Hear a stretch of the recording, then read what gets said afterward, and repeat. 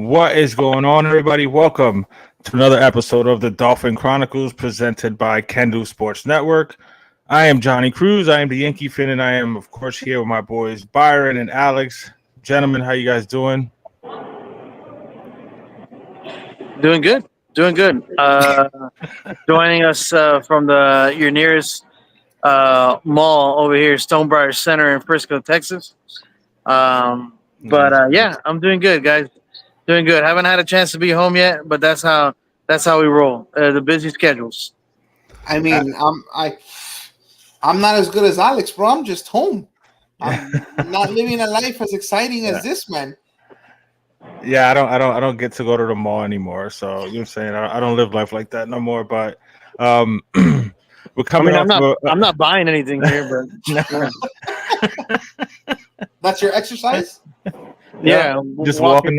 walking the Yeah, mall like we did as teenagers and kids, back walking in the around the days. mall, just chilling back in the day. Yep. All right, so of course, welcome everybody again. Dolphin Chronicles, Kendall Sports Network. Um, our beloved Dolphins fall to the Arizona Cardinals 28-27 on a last second field goal to go to 2-5.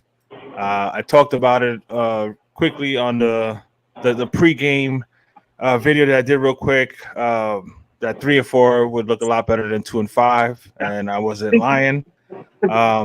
That game was sad because you know saying we had every opportunity to win the game. We'll get deeper into that once we start breaking it down. I'll go over all the other scores. Just initial thoughts and vibe for after yesterday's game and the fact that we're 2-5. I mean, I can spare you my thoughts. You guys just saw it recently. In a nutshell, it's disappointing, like you said, Johnny. I think Tua looked. The offense played well enough to win the football game. Tua looked good in his return, 28 of 38 for 234 and a tutty. Thought the anticipation was there, the ball placement was there, the timing was there. With the exception of that underthrown ball that I don't think he was able to step into it enough on that deep ball to Tyreek. I mean, it was double covered. He wasn't able to come back to it, but outside of that, I thought he looked really good. Thought he looked really good. There was some definitely exchange issues, right center exchange issues. We'll get into that. A little bit of ball security, which comes with missing time. But the one unit that had been carrying us in his absence, I think ultimately let us down yesterday. Byron? I think that it should be a useful last, 8 games is what we have? 8 games? 10. We got Yeah, I we got think it 10. We should got be. 10 games left. Okay, so it should be a useful 10 games. Um, I think this season has uncovered a lot of warts, a lot of deficiencies on the coaching end, on the roster construction end. And I think that this should be a time used for introspective accountability from the front office all the way down to the players. And you need to use this time to put yourself in a position so that these warts and deficiencies don't happen next year.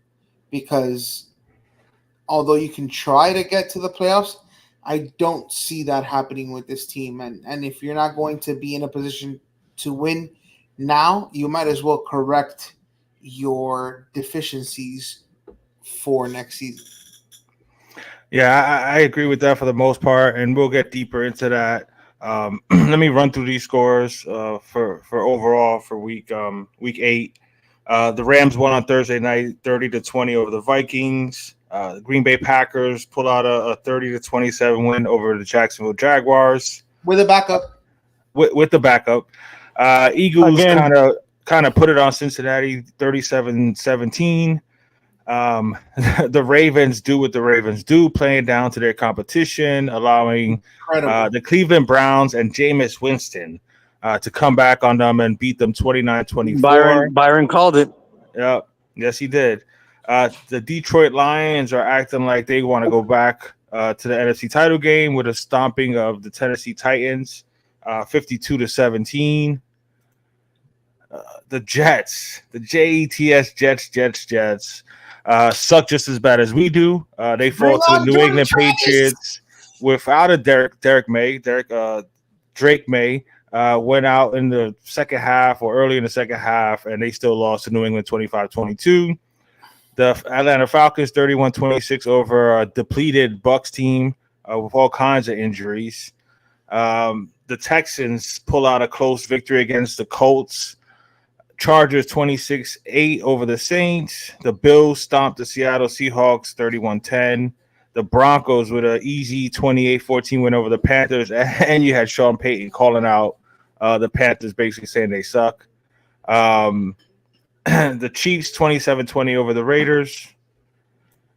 Bears fall to the Washington Commanders on a Hail Mary play. Shout out to Jalen Daniels and the Washington Commanders. Did y'all see that last play? That was a beautiful Hail Mary. And good job by, I believe his name is Tyreek Stevenson, the cornerback for the Chicago Bears, who was You mean the former talking all Hurricane? kinds of trash as the ball was in the air and then wound up tipping the ball to the Washington Commander receiver in the end zone for the loss. Former then, King, bro. And the late game last night, of course it is. The late game last night, San Francisco with a 30-24 win over the Dallas Cowboys. As you can see, again, the NFL is anybody could be anybody at any point in time in the NFL. That's what makes the NFL the beautiful game that it is. But back to our Miami Dolphins. This game reminded me so much of a couple years ago. I actually had the privilege of going down to the game. I don't know why my camera's not working. Yeah, my camera's not working for some reason. Oh, there it is. My background and all that shit's messed up. Apologies to the viewers there. But yeah, I got the privilege of going down to the Atlanta Falcons game a couple years ago with a couple of the kids. And it was in the same fashion. It was when we went 1-7, and then I think it was Flores' last year. And it was a similar game. Tua played well. It was a back and forth type game. It was a game that we easily should have won. Tua drives us down the field. We go ahead, and then we can't make a stop. And Atlanta goes down the field and kicks a last second field goal to beat us. So that was very reminiscent of that game. It was Ice? No, was Matty Ice playing there? Yeah, I think it was Matty Ice actually. It was Brian Flores' last year, so it was a few years ago, but it was again. I remember it so vividly because, like I said, we were at the game. So this game just reminded me so much of that, where we needed our team to make a defense to make a stop there at the end, and they just couldn't come through and make a stop for us. But I'm not going to put it all on them because the offense, yes, we did score our season high of 27, which is sad considering we were the number one scoring offense last year. But we did score our season high of 27. Only problem was that we gave up 28. I got issues. Yeah, Tua played okay. I got issues with play calling. I've tried to be a defender of Mike McDaniel. But some of the play calls that he made in this game, I don't understand it. What is his problem with the young kid Wright out of Tennessee? Like, why did we move up in the draft to take him if we're barely going to give him the rock? Yeah, every time he touches the ball, he's getting 5, 6, 7 yards. Yeah, Devon Achane only touched the ball 4 times in the second half. Like that, I don't understand what the hell our coach is doing. Yeah, that's problematic, especially with the lead. Right. Because you get that he finally wins a challenge, and you get the first down on the Jonnu Smith catch. Yeah. And then the very next play is a toss. Like, enough with the damn tosses, bro. Like, they couldn't stop us when we ran up the middle in I formation or offset I or something like that. And he immediately goes to the toss, and then there's a pass to Jonnu Smith that he can't bring down, which stops the clock. Yeah. So it was just a blunder of errors there, and bad play calling, in my opinion, by the head coach. I understand he has his guys, and Raheem Mostert is one of his guys, but you've got 2 young kids that can run the ball really, really well, and you're not taking advantage of and giving them more opportunities. So Yeah, You guys, just thoughts on the play calling. Let's touch on that first. I would agree, man. That's indefensible. You can't we can't continue to bail this guy out and make excuses for him. I completely agree. You have a lead in the fourth quarter, a two possession Not, leads, mhm. right? Two Yeah, possession. you had a 9-point lead with like under 9 minutes. Yeah, I mean, and you had that multiple times in the second half, if I'm not mistaken. Yeah, And then you continue to do bonehead plays like that and play calling and I mean, it's it's becoming a pattern, and it's I think teams are starting to catch on, and you know they're playing. They're scheming against what they're thinking he's going to do. He's become predictable. He's yeah, become predictable in a sense, and the good coordinators are catching on and scheming against that. You know it's leading to, like you said, a comedy of just errors, and this is the game that was in hand. Okay, even after the safety. Okay, even yeah, after the safety, you have multiple opportunities to put this game away. And it's frustrating. It's not something that you can defend anymore. Um, and I don't. I mean, how long of a leash are you going to give this guy?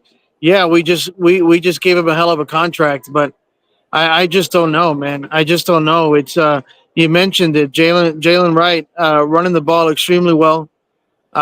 He's efficient whenever he does get a carry. He's averaging what over 5 yards a carry, yeah, somewhere around there.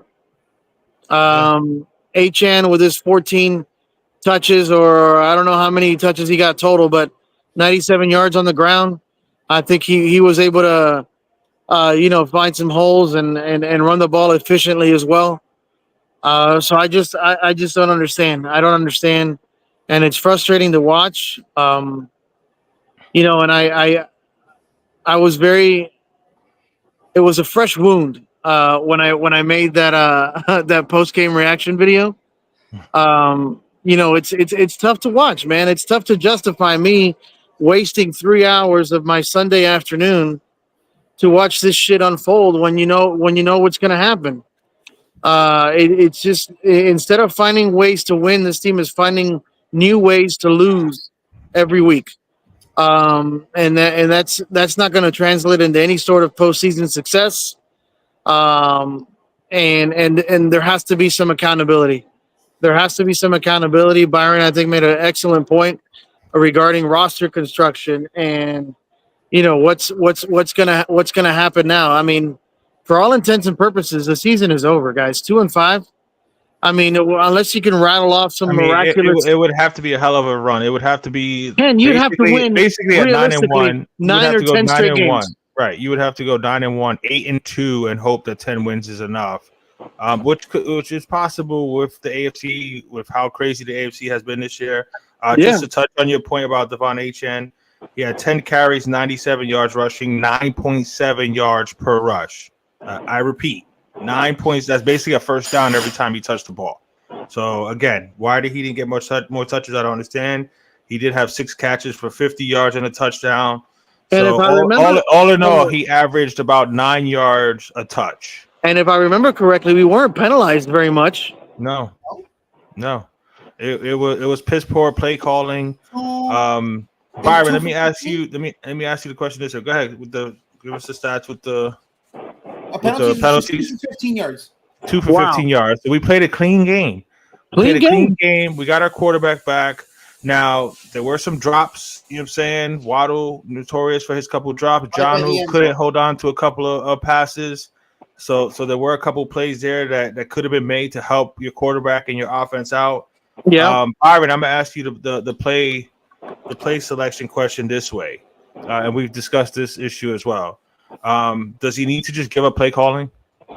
Like, is it a matter of he just doesn't understand the flow of a game, and you know what I'm saying, and makes decisions on personnel packages and stuff like that? It's, maybe he's a great play designer and stuff like that. Maybe he just doesn't have the proper feel to be able to call plays during a game?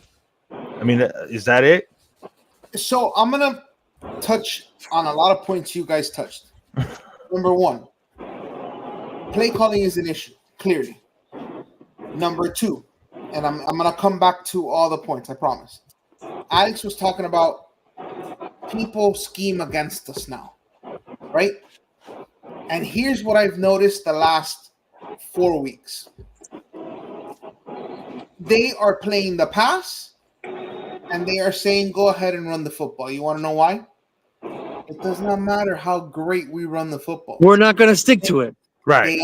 They understand that eventually Mike McDaniel is going to Mike McDaniel and opt and just fall in love with the pass again. So it doesn't matter how great you're running the football. It doesn't matter what holes you have. Rally the football and make your tackles. But eventually you're going to catch them on the pass. And what's going to happen? Everyone's going to be covered, and you're going to get a sack. You're going to get something is going to happen in terms of defense.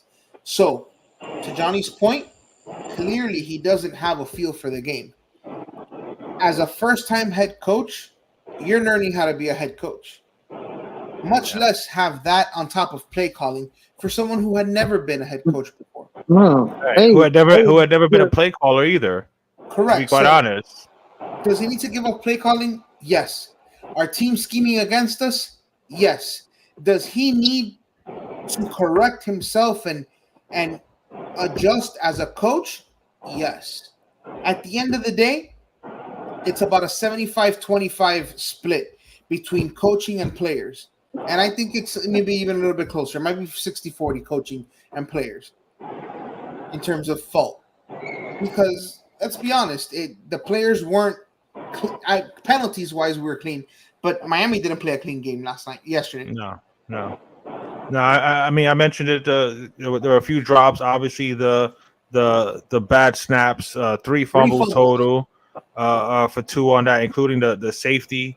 Which props to him for having the wherewithal to knock the ball out of the end zone and not give up a touchdown there. But you can't make mistakes like that and win games in the National Football League, especially considering the fact that again, you're coming into the game 2-4. You're not playing well. You're just getting your quarterback back.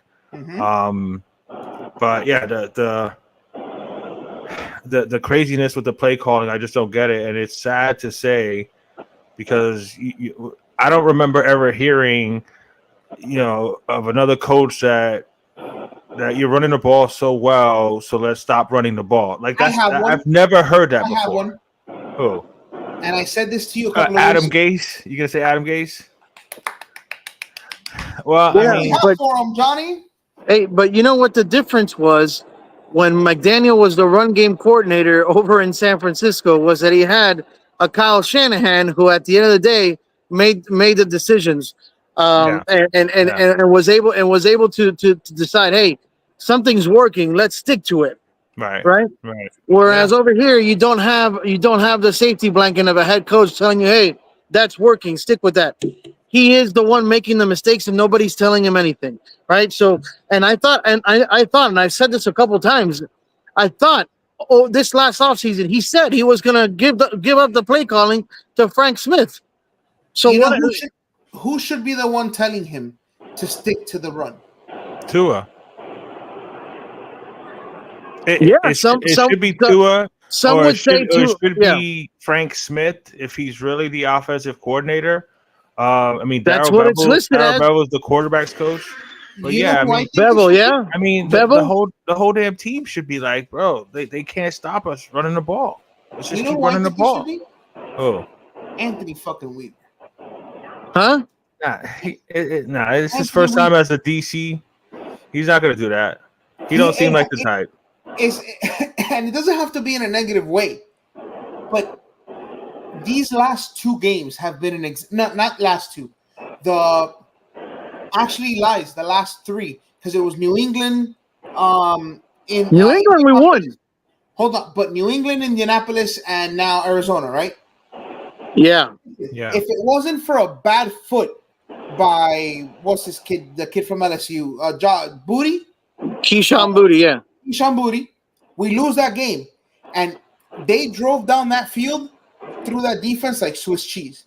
The Colts in that final drive took the ball and drove through that defense like Swiss cheese. Now the Cardinals, they controlled the clock. I think it was a 5-minute drive.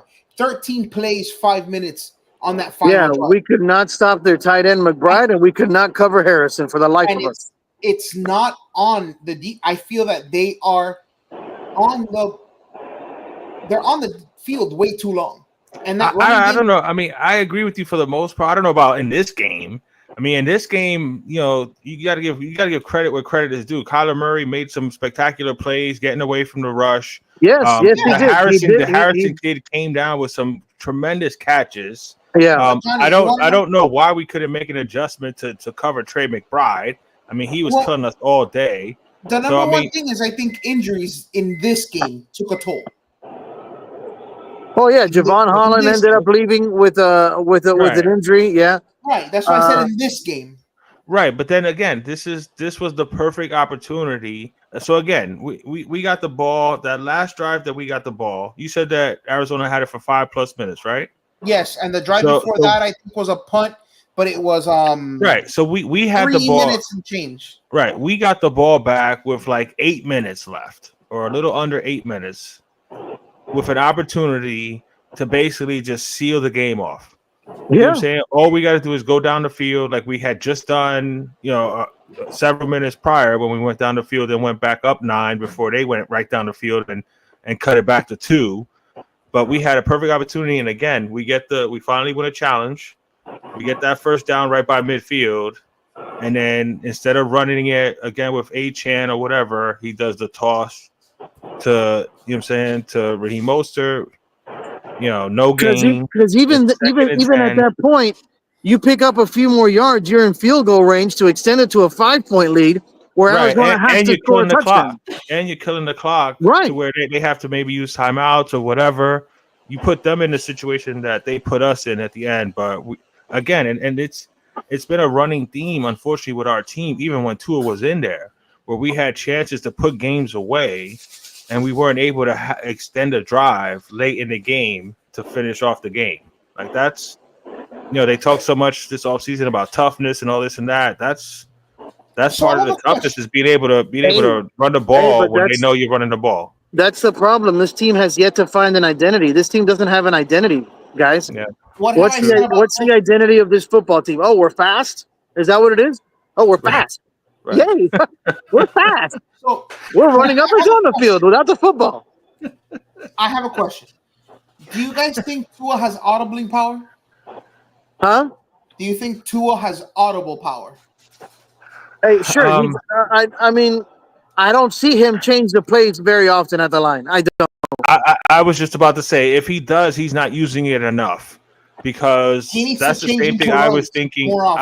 I was literally thinking that while those plays were happening, I think it was on one of the tosses where it was to the right side, and they were like stacked heavy on the right side, and it's like, why aren't we running it behind Teron Armstead and Robert Jones here? That's the lighter side of the box. Yeah, and I'm thinking, okay, Tua switched the play up, and he didn't. So I don't know if he doesn't have the ability to, or if he just isn't looking to do that. As the on-field general, you should have the ability to change the play at the line. Absolutely. That's what great quarterbacks do. Right. As a man who makes $50 million, he should have that fucking option.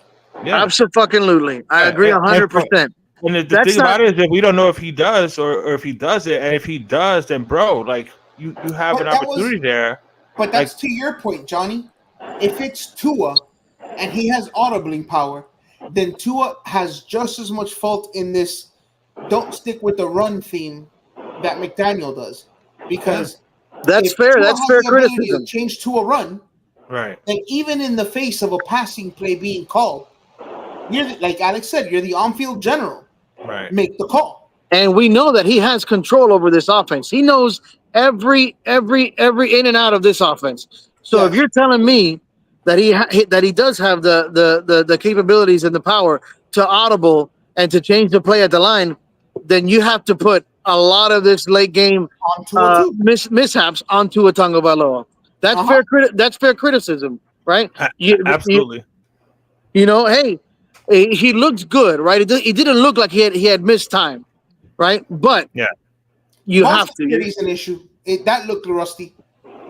Yeah, the ball I security. mean, Yeah, I that's mentioned that. Yeah. especially considering it's his first year with Aaron Brewer as well, or Aaron Brewer, however how he pronounces his first name, Aaron. Um, but yeah, there was definitely issues with that. But I'm with Alex there as far as like his accuracy, ball placement, stuff like that, timing, like that, all looked like he didn't miss any time. I agree. But that's why when you mentioned who should be telling Mike McDaniel, the first one that came into my head was Tua. Like But as a quarterback, But you know what I'm that was saying? where the question came. Right. And obviously, I mean, I played. I only played in freaking high school, but I played quarterback in high school, and I had the ability to It's audible okay. I played plays. quarterback in high school too. I had the ability to audible plays and stuff in high school and shit like that. And if we were running the ball well, I didn't care about throwing. I didn't care if I threw the ball 5 times, bro. If they can't stop us from running, I just want to win. You know what I'm saying? So that's why I'm saying, like, like you don't see the advantage on the field. Like, you got to be the one to be able to see that and say, yo, we got to run the ball right here. You know what I'm saying? Or tell Mike McDaniel, hey, they can't stop us running the ball. Yeah. Like, let's just keep running it. I disagree. I got my audible powers taken away because I kept changing to a pass. So hey, but that's fair criticism. If he has that ability, that is fair criticism, right? And if they say that their relationship is as great as they say it is, then Tua should be able to go to Mike and say, "Hey, Mike," and hold them accountable. Exactly, Yeah. hold them accountable. Yeah. You got to hold each other accountable, right? Both of them, right? Mike's got to be able to do it to Tua, and Tua's got to be able to do it to Mike. I think Tua is a little more reserved, and he's not an alpha, dude. He's not, right? He's a leader of men, but there's a difference between being a leader of men and being an alpha dog. Well, hold on though, but I feel like that's a problem then. That's a problem then. I don't think so, because I don't think that's his fault. There's a certain that just depends on the makeup of the rest of the team. If you don't have any other alpha fucking dogs on the team, then you as a quarterback have to be the alpha. Okay, but there's an issue that you can't fault him for, and it's something that is in him that cannot be changed. There's a cultural thing there. Right. Right. That's what I'm saying. Like, yeah, there's in his he's Hawaiian. He's got Samoan culture. He's passive. Yeah. He can be a leader of men. Yeah. But he's not. I don't doubt that. The guys, you can see that the guys rally around him, right? The offense feels better. They look more in sync when he's in there. That's clear. That's evident. The guys you should be looking at are Tyreek Hill, who's a clown. There you go. That's the first problem. Tyreek Hill is either bitching about not getting looks or not getting targets, and he's not doing what he's supposed to be doing as a leader who's won a Super Bowl and who's been in a winning organization. The other guy is Teron Armstead, but he's never been healthy enough to be able to say the kind of things he needs to say, even though he is the alpha in the locker room. And then Calais Campbell. We need a Calais Campbell on the offensive side of the football. That's what I was going to. The problem is he hasn't been in the locker room long enough. He's an alpha. Yeah, but I would agree. Yeah, but I don't think Calais gives a shit that he's a new guy, bro. I think if Calais felt it in him to go to Mike McDaniel and be like, yo, you guys need to just run the damn ball. You know what I'm saying? I think he would do it. I promise you, Calais has a lot more influence in that locker room than what we give him credit for. I absolutely believe that. I don't doubt that at all. I don't doubt that at all. So that man, you listen to what he says, and you know what? He made a good point. He made a great point on his presser. Hey, we're going to continue to play football. I don't doubt that they're going to continue to play football, but I will share this: if they come out flat against Buffalo, okay, a chance to redeem themselves with everyone healthy, then McDaniel has lost that locker room. If they come out flat against the Buffalo team, then McDaniel has lost that locker room. You want to know why McDaniel will never lose that locker room? Huh? You want to know why McDaniel will never lose that locker room? Why? Because it's comfortable. Nah, but still, though, you'll be able to. You know what it is? For a head coach to come up to players and say, "Yo, y'all want to practice today?"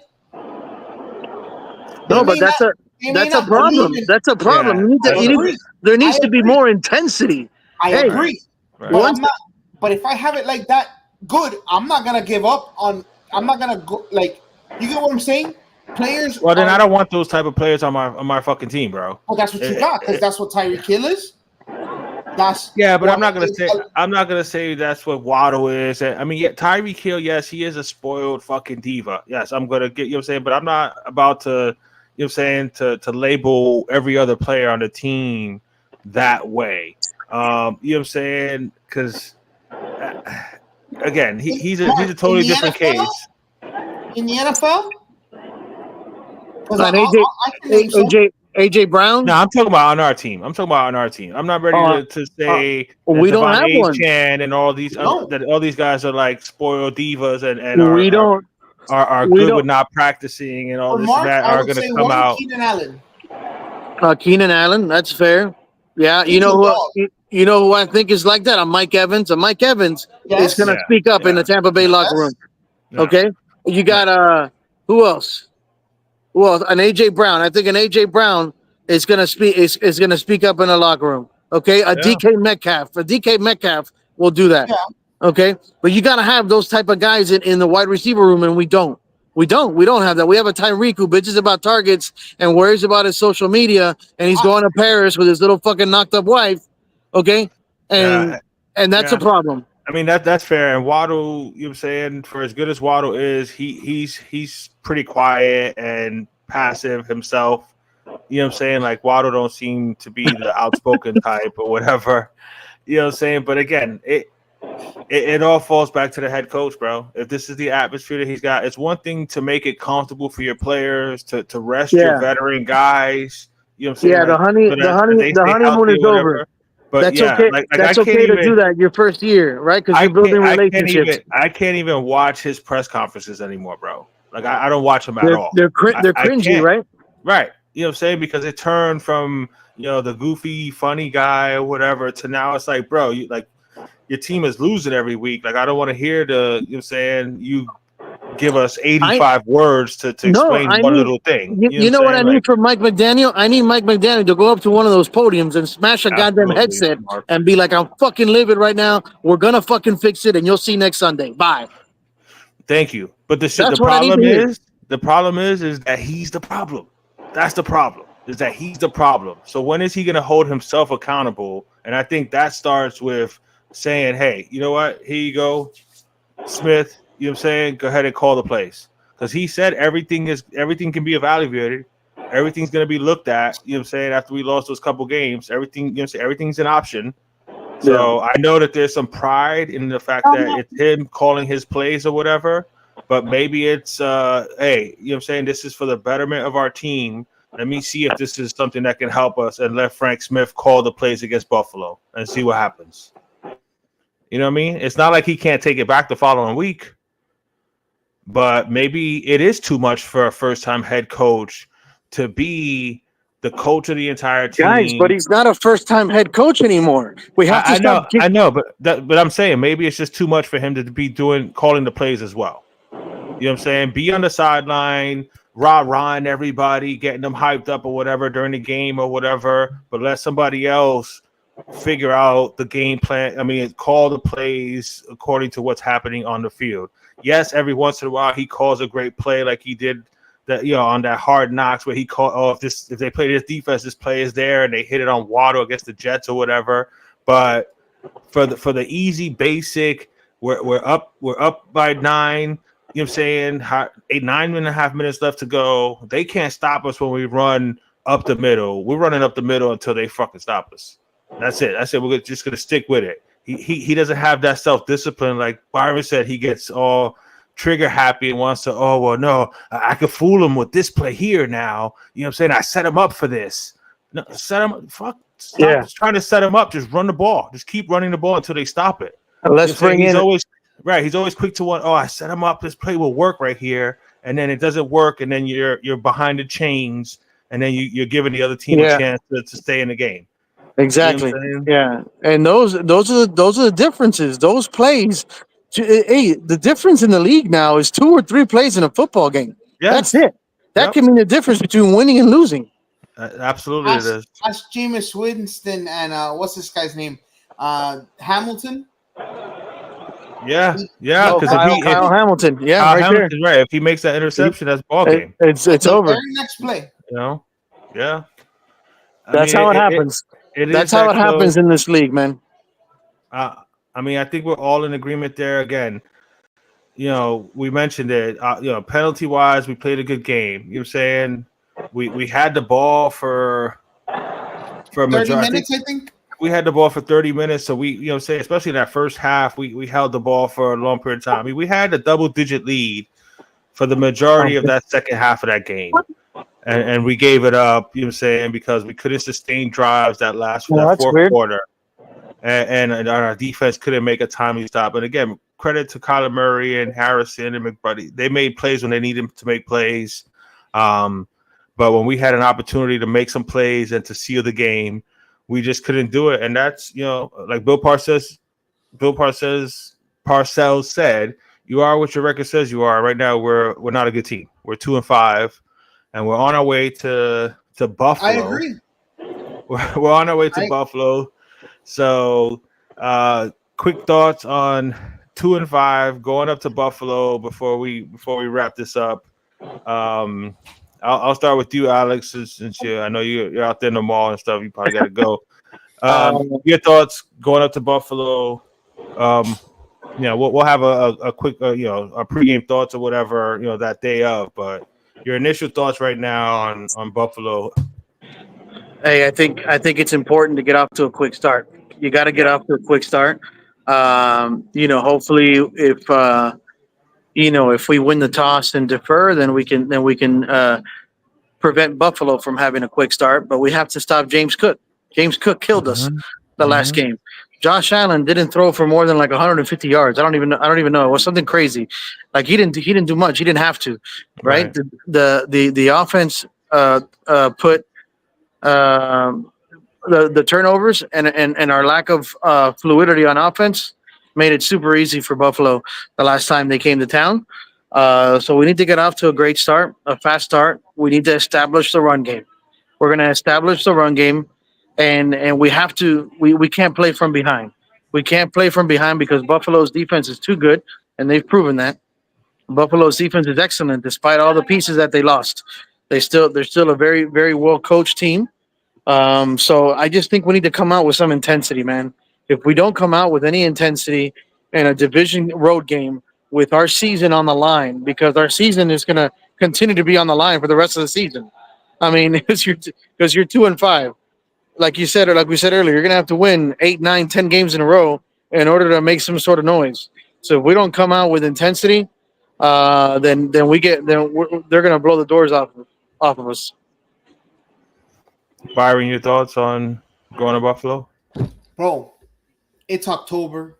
It's November. I hope he doesn't have his flu shot. I hope he gets sick. I hope McDaniel doesn't make the trip. Damn. And Smith calls the plays because I'm with Alex. I think the key to the game is running game, controlling the clock, making sure that their moose is on the sideline. And yes, we have to keep Josh Allen off the field. Right, and I don't see McDaniel being able to do that with how trigger happy he is. So I hope he gets a really bad cold, that he's healthy, back to 100% on Monday. But I hope he can't make that damn trip. All right. Well, I'm not gonna wish the bubonic plague on the man. He did say he wanted him to get well by Monday. Yeah. Okay. Thank you. I want him to get better. I want him to be better. You know what I'm saying? Yeah, I'm with Alex. We got to come out to a fast start. Hopefully we catch Buffalo kind of sleeping since they've kind of got the division wrapped up pretty much already. Yeah. So hopefully we come in there and we come out there swinging, not necessarily throwing the ball, but we come swinging, haymakers and try to just catch them off guard and punch Buffalo in the face, run the ball down their throat. That starts with a good week of practice. You got to have a good week of practice. If I see all these oh, so and so didn't practice because of personal reasons, or so and so didn't go to practice because Alex, his vagina hurt. We can't have that. Alex, are you new here, bro? I did, yes. Are you new here? Huh? Are you new here? What are you getting to? A good week, a good week of practice. Yo, where have you been the last? What are we? 8 seasons? I don't Eight know, weeks? man. It starts with practice, and if you're not gonna have intensity in practice, and you're not gonna take practice seriously, which I don't think this organization has done in some time, Think then it. it's not gonna result to it's not gonna result to anything on the field on Sundays. So what makes you think it's gonna change? I don't know. Well, the fact that you're Maybe it's 2-5 and your backs are against the wall, you yeah. gotta hope There that you something go. changes. You know what I'm saying? So, Maybe a Calais Campbell Alex who and could have retired. Alex and Maybe I would choose to be on the more positive side that the Dolphins are actually going to try to show us something this week. Byron, you can tell, looks like he's pretty much checked out and been like, "Yo, ain't nothing changing. We're about to go 4-13." So I'm going to try to be a little more positive. I'm with Alex. Come out to a fast start, establish the running game. You know what I'm saying? Come out swinging and try to go at Buffalo. You know what I'm saying? It's not like Alex mentioned, we had every opportunity in that game. We gave them a bunch of short fields. Our defense played okay for the most part in that game. We just they had to go like, I think there was like 3 drives where they went less than 20 yards. Yeah. So you know, say to score touchdowns. So no turnovers. Play a good, clean game. Hopefully, some proper adjustments are made. I don't think Buffalo's unbeatable. You know what I'm saying? I don't think any team in this league, if these games have been showing you these past couple of weeks with surprises on who's we've beating seen who, that. will show you. Dude, the Bengals. Look at the Bengals. Right. Anybody can get got any Sunday. So Miami has an opportunity to go up to Buffalo, make a bit of a statement there, and then your next game is the following Monday night at the Rams. So, But Miami gets got every Sunday. So what does that have? What good is that? well, again, we all can see how Byron's feeling about it. Alex and I are going to try to be optimistic about it. But we'll be being the key word. We're trying. We got to try, man. You know what I'm saying? We got to laugh about it. If not, we'll be crying.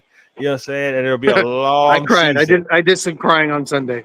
Bro, like it's crazy what a week can do.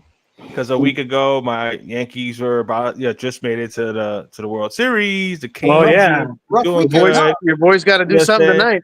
Yeah, you know, say now my Yankees are down 0-2. You know what I'm saying? The only thing that's keeping me sane is the Miami Hurricanes. So go shout out to Cam Ward and the U for giving me some kind of happiness in my sports life, because thank you, Cam Ward. My pro teams, except for my New York Liberty, my pro teams suck ass right now. But hopefully the Dolphins can make something happen in Buffalo. Again, like I said, I don't think Buffalo's unbeatable. So I think we can beat them. We just got to come out ready to play and go at them. But any final thoughts, Byron, before we get up out of here? Byron, before you completely check out. I mean, what I want to see from this, listen, why I'm so indignant and indifferent for this team, it's because I don't see any fight. I don't see any physicality. I don't see any, for as much shit as they talk, oh, we're physical, we're dog. No, y'all are a bunch of corgi puppies who want your ass. They're charm and soft, dude. They are. Until I see that fight and that dog, why should I care? Then you're burning all your memorabilia and your merch. They don't care. Why should I? Well, you know what I'm saying? There you have it, Dolphin fans. You know what I'm saying? There's Byron's thought process. I mean, I hear it, but at the same time, I gotta stay optimistic. That's just my mentality. I gotta stay optimistic that they're gonna make some changes and show us something against Buffalo. Because that's the other part too. Is like we need to see a little fight. I think we're all in agreement with that. We need to see a little fight. We definitely need to see some fight from this team. And again, like I said, I would not be upset if he decided to give up the play calling, because it just, I mean, how longer can you go on with this where you are dominating teams on the ground and you just decide to stop running the ball until you get fired? Right. So, and we already heard that, you know what I'm saying, he got, well, we'll see if those reports are true about Ross and Mike McDaniel. But anyway, that's going to do it for the show this week. We'll be back next Monday with hopefully some positive discussion, because our team did show some life and some fight, and did have some fire up their asses to actually do something in Buffalo. So we'll catch you next week. This is the Dolphin Chronicles presented by Kendall Sports Network. Make sure you check out False 9. Are you guys still doing it on Thursdays, or you moved that to Wednesdays? No. Thursdays, False 9. Wednesdays, Hurricane Warning. And Tuesdays, hopefully tomorrow, my man can get his stuff together, and we'll do This Week in Miami. A lot of stuff. A lot of stuff going on.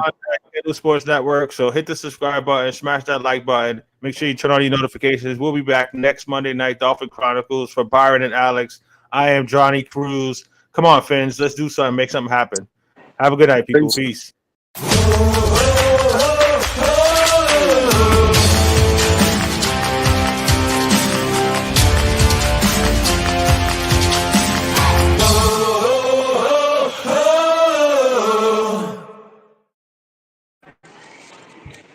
Good stuff.